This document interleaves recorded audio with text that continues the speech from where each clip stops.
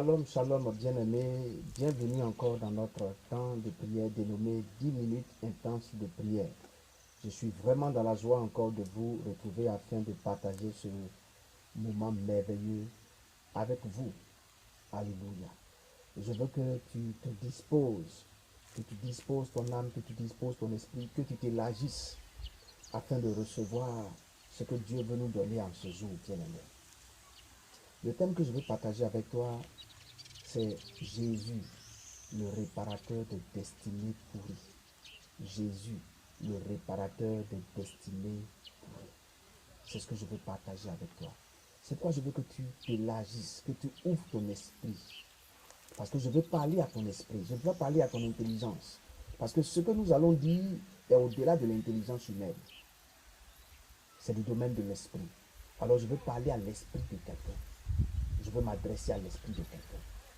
La Bible nous dit, dans l'évangile de Jean, le chapitre 11, du verset 1 jusqu'au verset 47, la Bible dit que Lazare était malade. Et Jésus ayant été informé, Jésus a mis du temps avant d'arriver. Et la Bible dit Lazare est mort. Ils ont conservé son corps pendant près de 4 jours. Et donc Lazare s'est décomposé. Lazare est mort. Lazare est pourri. Bien-aimé, Lazare était pourri. Il sentait déjà. Et la Bible nous dit que c'est à ce moment précis que le Seigneur Jésus arrive. Pendant que tout est gâté. Pendant que tout est pourri. Pendant que humainement parlant, on ne peut plus rien faire. C'est à ce moment précis que Jésus arrive. Toi et moi, à cette époque-là, on aurait réagi de la même façon. Parce que Jésus n'avait jamais réalisé une telle prouesse. Ça n'avait jamais été fait auparavant.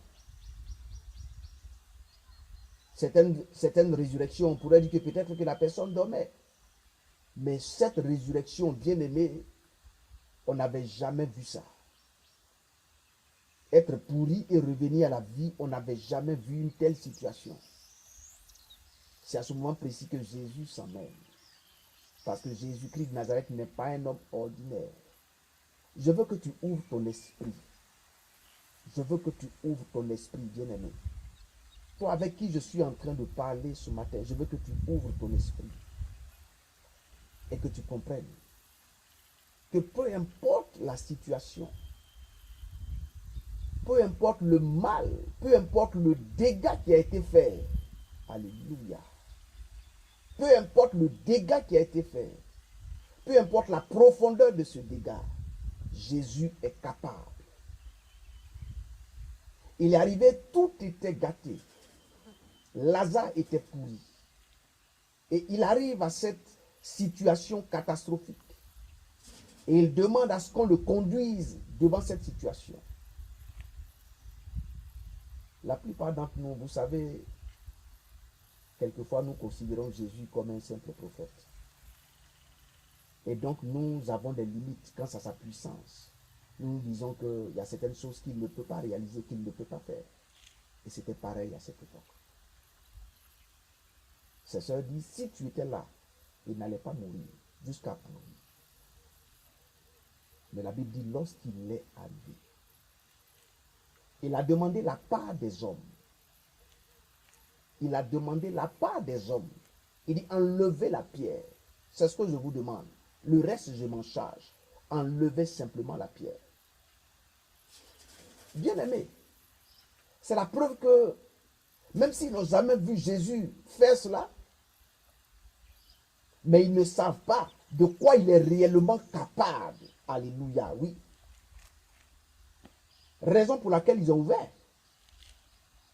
Parce qu'ils pourraient dire qu'on n'ouvre pas. Ce que tu es en train de dire là, c'est impossible. C'est de la folie. On n'enlève pas la pierre. Mais lorsqu'il leur a demandé d'enlever la pierre, ils ont enlevé la pierre. Il dit, si ta foi est petite comme un grain de sénévé, tu ordonnerais à cette montagne et elle se jetterait. Bien-aimé, si ta foi est aussi petite, je parle à l'esprit de quelqu'un ce matin.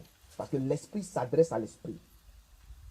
Mettons-nous sur la même fréquence en ce jour, bien-aimés. Mettons-nous sur la même fréquence. Lorsqu'ils ont ôté la pierre, Jésus a fait sa part. Il a parlé. Lorsqu'il a ordonné à Lazare de sortir, la Bible dit que le mort est sorti, bien-aimé. Et les liens étaient sur lui encore. Mais on avait déjà annoncé qu'il était pourri.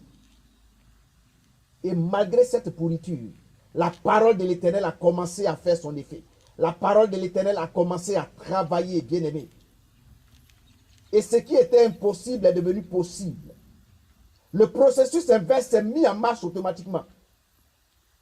As-tu déjà vu quelque chose pourri devenir sain à nouveau? As-tu déjà vu quelque chose pourri devenir sain à nouveau, bien-aimé? Je te parle de Jésus qui est capable de ces choses. Je te parle de Jésus qui est capable de ces choses.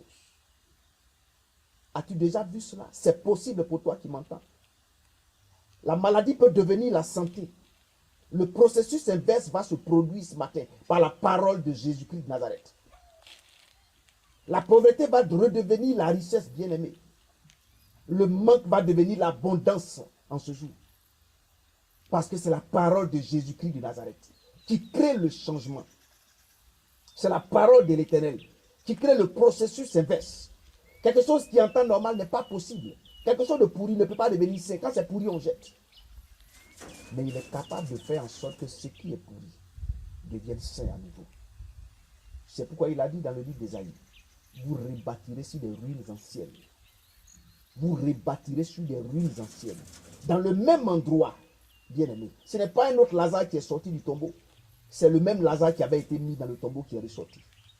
Le même Lazare qui avait été enterré. Celui qu'on dit était pourri, c'est lui qui est revenu à la vie. Alléluia. Je veux t'inviter, bien-aimé, à prier avec moi ce matin et à demander à Jésus-Christ de Nazareth de parler sur ta vie la parole de la résurrection, la parole de la vie, la parole qui est capable de provoquer le processus inverse. Père, je prie au nom de Jésus-Christ de Nazareth. Parle ce matin sur la vie de mon frère, sur la vie de ma soeur. Et que le processus s'inverse ce matin. Que le processus s'inverse ce matin pendant que nous prions. Que la maladie devienne la guérison pendant que nous prions, Seigneur. Que la mort devienne la vie pendant que nous prions, Seigneur. Que le chômage devienne le travail, devienne l'emploi pour quelqu'un ce matin pendant que nous sommes en train de prier, Seigneur. Sous le son de ma voix, Père de grâce. Que le chômage devienne l'emploi maintenant même.